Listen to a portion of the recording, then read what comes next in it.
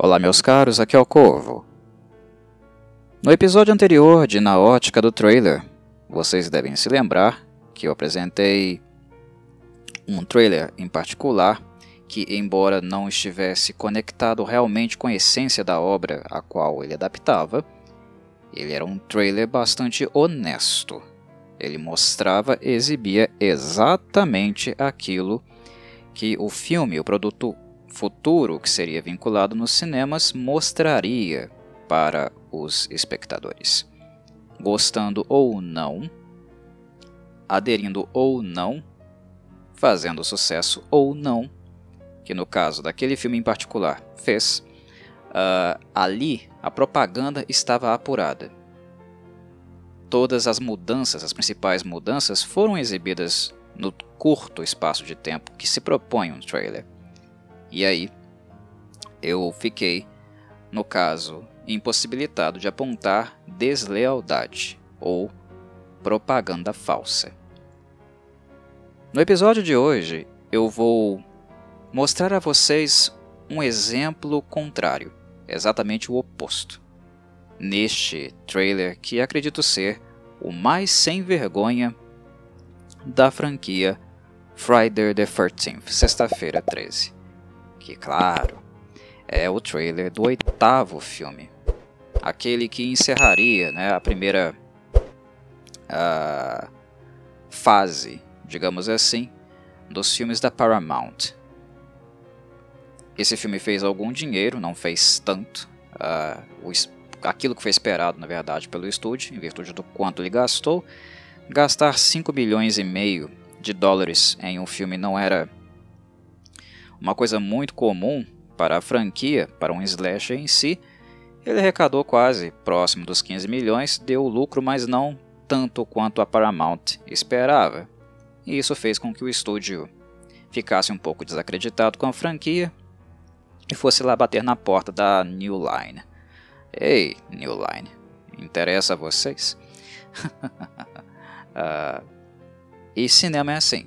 Quando as coisas não fazem muito sucesso, não tem um superávit imenso como alguns produtores, os donos dos estúdios esperam, mesmo no lucro, algumas franquias são negociadas.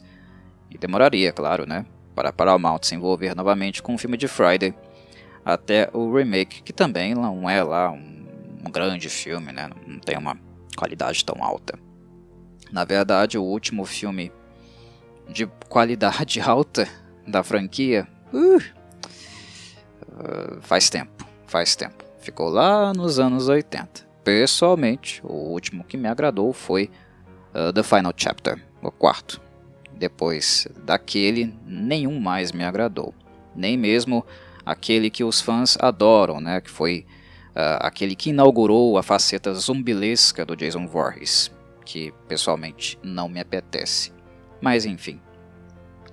História à parte, veremos agora um trailer que acredito ser o mais, como eu disse com todas as palavras, e repito para vocês, o mais sem vergonha da história da franquia. Isso aqui devia ser crime, isso aqui é propaganda enganosa. E se alguém tivesse processado a Paramount na época, alguém que foi no cinema, quisesse encher o saco do estúdio, algo que não deve ter acontecido, né? Afinal, um ingresso, o preço de um bilhete é muito mais barato do que pagar por um processo inteiro. Mas se alguém quisesse processar, talvez teria ganho, mas não vale a pena. Nunca vale a pena uma dor de cabeça tão grande por causa de um ingresso. Mas certamente muitas pessoas ficaram irritadas com o que descobriram nas salas de cinema depois de assistir essa propaganda enganosa absurda aqui. Sem mais delongas, vejam por si só o que eles tiveram a cara de pau de apresentar para o público. Vamos lá.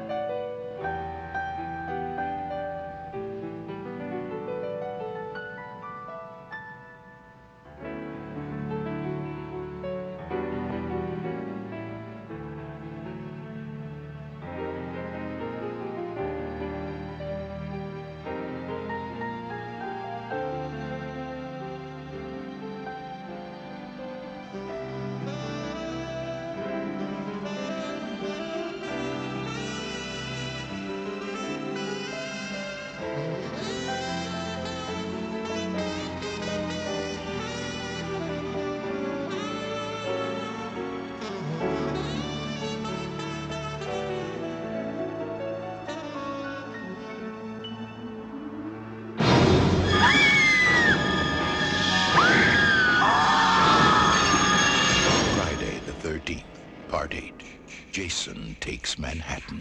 Now, New York has a new problem. E aí está. Toda a superfície carente de um óleo de peroba da melhor qualidade. Um bando de caras de pau. Quem teve a ideia indecente de vincular este trailer como material de marketing e divulgação? Vejam bem, eu não estou discutindo a qualidade do trailer aqui. Até porque, se o filme Friday the 13th Part 8, Jason Takes Manhattan, tivesse realmente sido filmado extensivamente em Nova York, em Manhattan, eu não teria absolutamente nenhuma acusação a fazer em relação ao modelo, a estratégia de divulgação, de marketing da Paramount. O problema é que este filme não foi extensivamente filmado lá. Na verdade, os caras ficaram por ali, nas ruas de Nova York, mais especificamente na Times Square, por 2 dias, filmando algumas horas destes 2 dias, mas estiveram ali nas redondezas por 2 dias trabalhando por ali. Mas foi isso, 2 dias para alguns minutos que nós vemos Jason Voorhees, o vilão da franquia, transitando por aquelas ruas, e o que ele faz é basicamente andar por ali, correndo atrás das suas 2 últimas vítimas. Os protagonistas, no caso, do filme em questão. A cena que é até bastante cômica, né? O filme ele retém um pouco de humor, um humor meio pastelão. Nós vemos o Jason na Times Square justamente quando ele está andando na calçada. Tem uma gangue, não me lembro muito bem, acho que é uma gangue mesmo. Faz muito tempo que eu assisti esse filme e não tenho interesse de ver tão cedo novamente, a não ser naquelas maratonas que a gente sempre faz, né? Quando a gente sente saudade de ver essas trecheiras. Mas enfim, trata-se de uma cena onde ele está andando na calçada. Tem um grupo de jovens, parece ser uma gangue, né? E eles estão com uns caixotes na calçada. E eles colocam um rádio em cima e estão ouvindo música alta. O Jason está andando na calçada e ele passa assim. Ele passa e dá logo uma bicuda no rádio. E os caras, lógico, eles ficaram bravos, né? Foram tirar satisfação com o Jason. No que ele vira para eles, puxa a máscara de hockey para cima, os caras enxergam, né, aquele rosto maravilhoso, né, de muso do Jason e vazam. Picam a música. O elenco se divertiu muito filmando na Times Square, e as cenas em si atraíram muito a atenção do público. Todo mundo queria passar por ali e ver o Jason, né, gravando, o Kane Hodder no caso, gravando, inclusive o stunt, né, o dublê, o Kane, que certamente está entre os preferidos daqueles que incorporaram o Jason ao longo da história da franquia. Ele inclusive se manteve o tempo todo no personagem para dar a impressão de imersão, mexer um pouco, né, com os ânimos do público que ficava ali bisbilhotando, tentando ver alguma coisa durante as gravações. O elenco em si se divertiu bastante na Times Square, então a cena bem-humorada vai de encontro com o humor do set nos 2 dias que eles estiveram por lá. Mas até mesmo o elenco brincava entre eles, dizendo que o filme na verdade era Friday the 13th Part 8, Jason Takes Vancouver. Vancouver, cidade canadense. Porque na verdade a maior parte das cenas urbanas do filme foram feitas no Canadá. Algumas cenas iniciais foram tomadas na British Columbia e depois a maior parte das gravações foram feitas em Vancouver. Esse filme não foi filmado em Nova York, mesmo que ele tenha sido divulgado com essa proposta. Mesmo que tenha sido esta a propaganda que se fez. A Paramount não gastaria rios de dinheiro com Friday the 13th. É a regra, é a metodologia, é o modus operandi de todo estúdio que lida com slasher. Gastar muito pouco, lucrar muito. É aquele sonho incessante e muitas vezes fracassado ao longo dos anos que se seguiram. Apenas os primeiros filmes realmente fizeram muito dinheiro, na tentativa de repetir a fórmula milagrosa dos milhões de dólares de Halloween, de 1978, filme do John Carpenter. Investir pouco, lucrar muito. Colocar muito pouco dinheiro, fazer rios de lucro. Todo estúdio que trabalha com slasher trabalha nessa veia, de investir o mínimo possível, mas lucrando muito, né? E uma campanha publicitária faz muita diferença nesse sentido. E é justamente neste aspecto que a Paramount, os caras que idealizaram o projeto, estavam pensando, né, sacanas como eles são. Vamos colocar Jason em Nova York, vamos fazer um trailer bonitinho, né, bem simples, criando um certo suspense para as pessoas saberem o que vai acontecer, né, não mostrando muito, até porque eles não tinham nada para mostrar. Detalhe.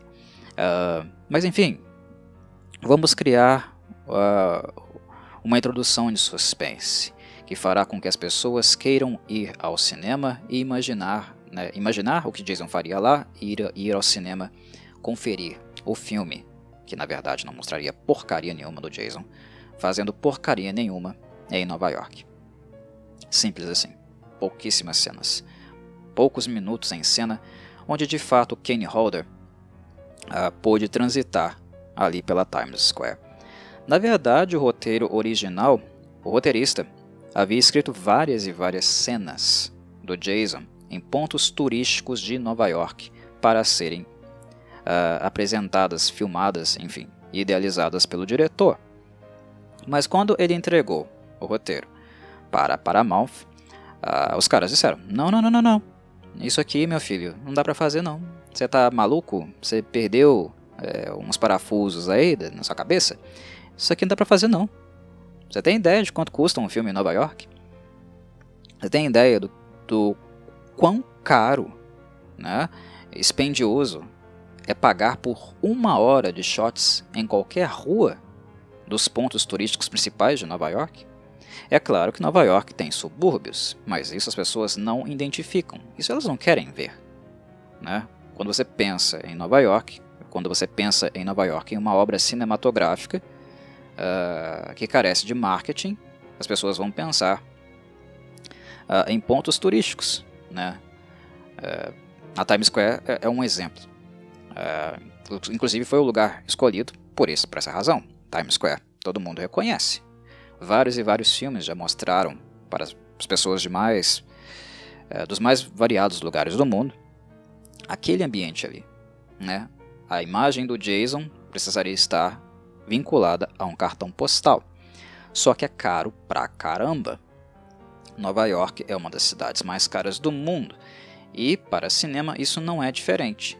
Parar Nova York, interromper Nova York, fazer qualquer coisa em Nova York, nos principais pontos, centros, é caríssimo. Um orçamento de 5,5 milhões de dólares, que foi onde o filme parou, onde ele estourou. Eu acho que inicialmente eles queriam gastar algo em torno apenas de 5, teve aí 500 mil a mais sendo investido. Enfim, era o que dava para gastar. E isso, para Nova York, para filmar em Nova York, era dinheiro de pinga. Não dava para fazer filme lá. Então eles entregaram de novo o roteiro, fizeram ele voltar para o escritor, o roteirista. Ele refez tudo, tirando as cenas do Jason na cidade. Ele realmente não sabia, era um ingênuo, tadinho. Como também as pessoas, né, que esperavam o filme também eram ingênuas. Eu não vou limpar a barra de ninguém. Meus caros, eu entendo que a época não permitia tanto acesso assim à informação, tá? Hoje nós podemos ter acesso a dados específicos, custos de produção, na internet se a gente assim o desejar. Quem pesquisa, quem procura, acha. Mas naquela época não era tão fácil assim, né, encontrar tais dados, ter essa noção do quanto custaria filmar um filme em tal e tal lugar. Mas mesmo assim, é uma ideia básica, né, uma percepção básica, que basta um pouquinho de meditação e a gente se dá conta. Opa, Nova York não é, por exemplo, Detroit ou, sei lá, Boston. São cidades muito mais baratas do que Nova York. Chicago, Miami podem ser caras? Sim. Los Angeles, caríssima. Chicago, Miami um pouco mais baratas, mas Los Angeles, Nova York são cidades muito caras, mas muito caras. Slasher com Nova York combina? Não, porque é filme de baixo orçamento. Filme B em Nova York combina, funciona? Não. Só blockbuster. Só filmes com alto valor de investimento, multi-bilionários, né, com um investimento absurdo, podem filmar em uma cidade como Nova York. É muito caro mesmo. Alguns filmes, normalmente de baixo orçamento, fazem exatamente o que esse filme aqui fez. Filmam os subúrbios, algum lugar, uma paisagem que seja reconhecível pelos moradores de Nova York, mas bairros mais afastados, né, dos cartões postais. Aí dá uma passadinha lá no cartão postal e tal, né? Por exemplo, no Madison Square Garden. Mas é isso. É uma pequena cena, porque é caro demais filmar lá. Isso para filmes que têm a proposta de estar ali, né, de usar a cidade realmente como o seu ambiente, como o seu cenário. Esse filme aqui, embora ele tenha feito o marketing deste modo, nunca foi realmente o seu interesse nos bastidores. Tanto é que levaram o filme para onde? Para o Canadá. Para British Columbia e Vancouver principalmente. As cenas urbanas são todas feitas em alamedas de Vancouver. Esse filme não foi filmado em Nova York. Eles apenas passearam por lá. Certo? Muitas pessoas têm muito carinho pelo trabalho do Kane Hodder como Jason, e como falei anteriormente, muitos fãs preferem o stunt, né, o dublê, ou entendem que ele seja o Jason definitivo.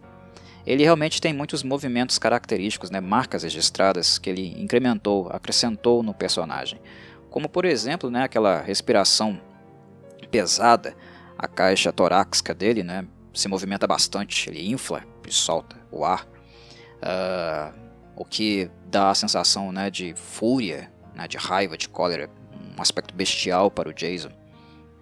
O que não faz muito sentido, né, já que o Jason dele é o Jason zumbilesco, não deveria nem ter pulmões funcionando ali, mas enfim, eu não vou ser muito chato, né, não vou falar de picuinha não, no que diz respeito a esses aspectos. Mas é fato que o Kane Hodder, embora ele tenha um amor tão grande assim dos fãs, o meu preferido é o Ted White, lá do Final Chapter também. Acho ele mais convincente, pelo menos para a proposta. Mas eu reconheço o trabalho do Kane Hodder, o carinho, o amor que ele abraçou o Jason, a maneira profissional como ele lidou com o personagem por tantos e tantos anos. Mas, enfim, os filmes nos quais ele trabalhou, embora ele tenha sido muito dedicado, a Paramount não foi. O primeiro trabalho dele com o Jason foi no 7º filme, neste aqui que é o 8º, Jason Goes to Hell, né, Jason vai para o inferno, e Jason X. São todos filmes muito, muito ruins. São terríveis.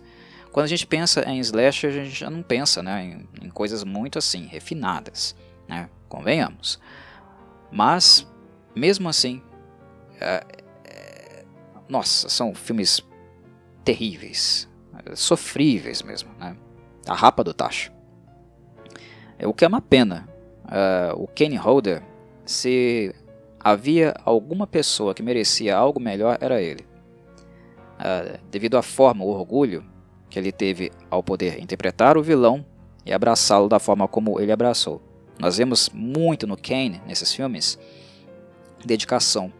Ele não apenas pegou o personagem e foi trabalhar como se fosse qualquer outro dia, um dia comum no serviço, não. Ele abraçou o personagem, ele gostava do personagem e tentou inserir elementos novos ao personagem, que acabaram se tornando icônicos. E é tudo linguagem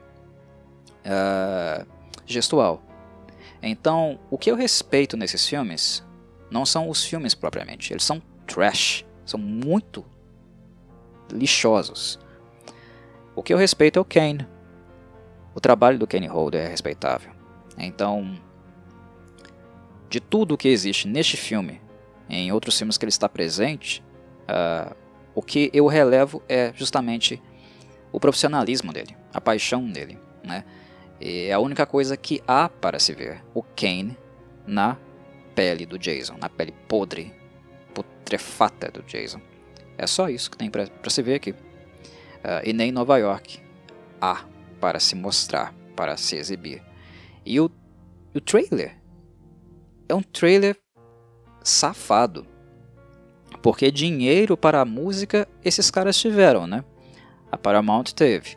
O que está tocando no trailer aí, o que vocês estão ouvindo, uma música muito reconhecível, embora vocês não possam não lembrar, né, de que música se trata, mas é uma música muito famosa e ela se chama New York. É uma música do Frank Sinatra. Frank Sinatra, New York, foi tema de um trailer de Friday the 13th. Quem jamais viu o trailer não faz ideia de que isso aconteceu. Eu imagino que muitos fãs do Frank Sinatra jamais imaginaram algo assim. Só aqueles que realmente são curiosos, né? Sabem tintim por tintim da obra do cantor. Mas quem não viu o trailer jamais saberia que uma música do Frank Sinatra, New York inclusive, foi inserida, né, em um produto de marketing, né, um produto associado à franquia do Jason Voorhees, o que também é algo muito curioso. Mas é de uma forma vexatória, uma forma mentirosa. Então eu não sei até que ponto é motivo de orgulho, né, lembrar disso, porque isso aqui é propaganda enganosa. É propaganda enganosa, não tem outro nome para isso aqui. É de uma falta de vergonha, de uma safadeza, assim, sem precedentes na história da franquia. E a franquia, no caso. Do cinema eu não falo, né? O cinema acho que é falar muito, é dizer demais, é ir muito além do que realmente eu posso aqui, sendo justo. Se a gente procurar, se a gente cavar, a gente sempre vai achar outros absurdos por aí. Mas isso aqui é safadeza descarada, né? Jason nunca atacou em Nova York? Não, atacou. Mas fazer muita coisa lá, além de atacar e andar na calçada da Times Square, ele não fez. Nunca fez. E provavelmente nunca fará. Porque, como eu falei, é caro. É caríssimo. E é bem provável que nenhum estúdio, seja qual estúdio for, para onde essa franquia for no futuro, esteja com quem estiver, é muito difícil, muito improvável, quase impossível que qualquer estúdio vai querer investir uma nota para fazer com que os cinéfilos vejam Jason andando pelas ruas de Nova York. Algo que não fazia muito sentido na época. Vamos ser honestos, sinceros.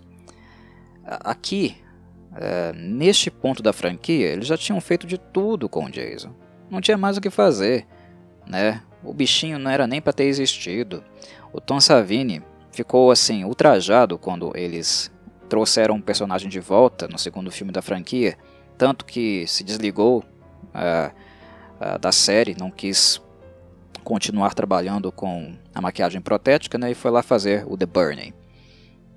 Voltou, claro, né, lá no quarto filme. Voltou. Mas a princípio ele ficou assim, de cara, Jason tá morto. Vocês mataram ele no primeiro filme. O Savini, viu? Mas enfim, trouxeram um personagem. Ele fez muito sucesso, ficou extremamente popular, deu muito dinheiro para Paramount. E lá no quarto, tá no título do trabalho, The Final Chapter, mais uma mentirinha, né? Não vamos deixar a franquia morrer, ela faz dinheiro ainda, certo?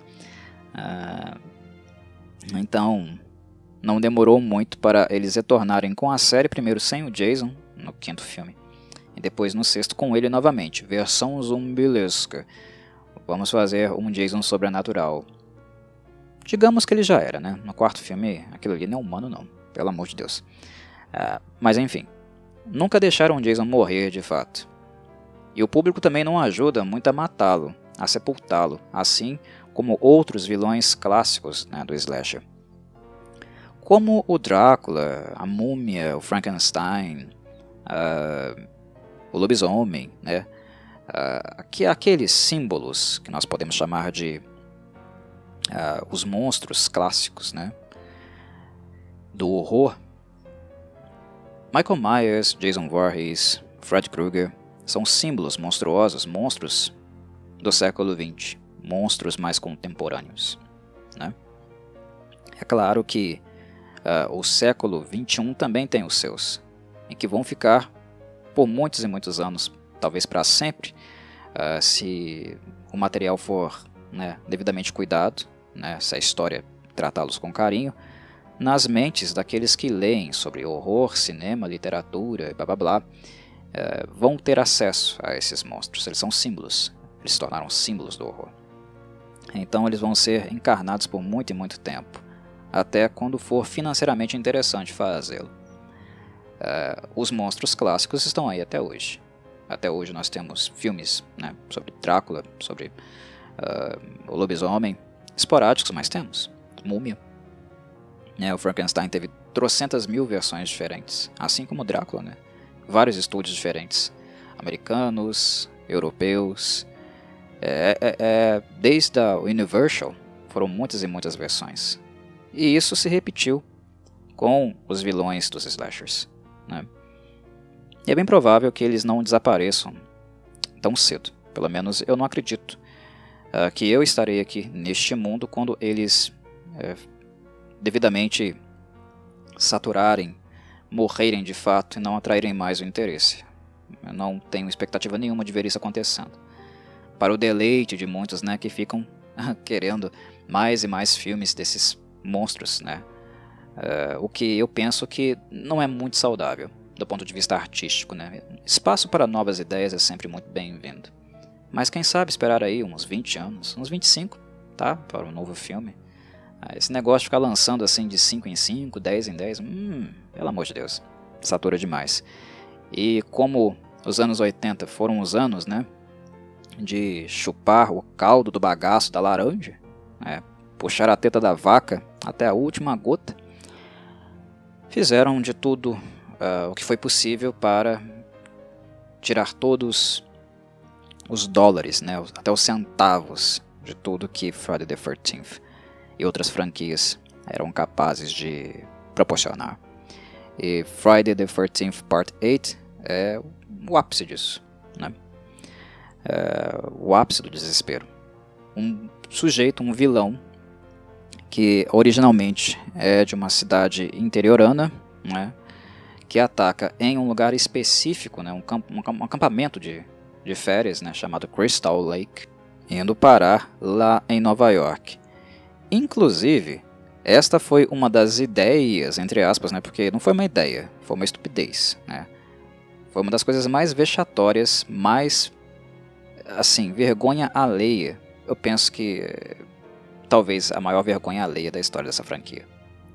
Olha o nome do lugar, Crystal Lake, Lago Cristal, Nova York.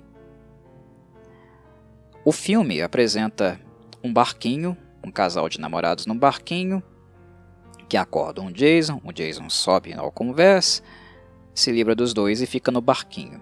Aí esse barquinho vai trafegando até chegar no oceano, e no oceano ele encontra uma embarcação maior, uma embarcação que estava indo em direção a Nova York, cheio daqueles adolescentes retardados, e é assim que ele vai chegar em Nova York. Ah, que legal!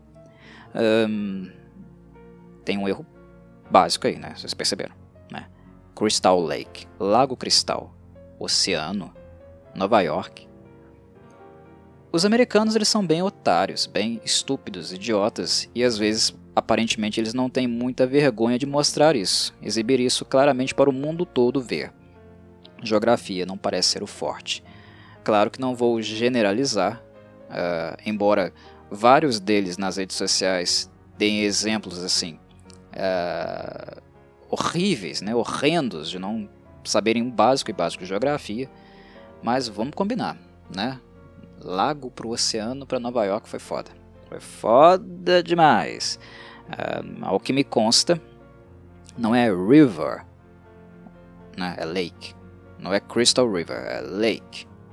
E mesmo assim, mesmo se fosse rio, uma embarcação, a ideia de uma embarcação chegar no oceano, pelo amor de Deus, nossa senhora. Eu não pretendia fazer um vídeo tão grande como ficou esse aqui. Mas é inevitável. É um filme muito ruim, né? E recomendado apenas àqueles que realmente são fãs, gostam do personagem, do vilão, e que querem dar algumas risadas, fazer algumas troças com ele. Porque desde a sua apresentação, o seu marketing é um filme mentiroso, um filme desonesto, né? Tecnicamente horrível, que tem gafes dessa proporção que eu acabei de citar. Então é um material completamente esquecível. Mas há quem gosta, né? Digamos que ele é parte de uma aura chiclete, desinteressada. Enfim, eu poderia falar muitas coisas, eu não vou falar para não ofender as pessoas. Mas é recorte, é parte do espírito daquela época.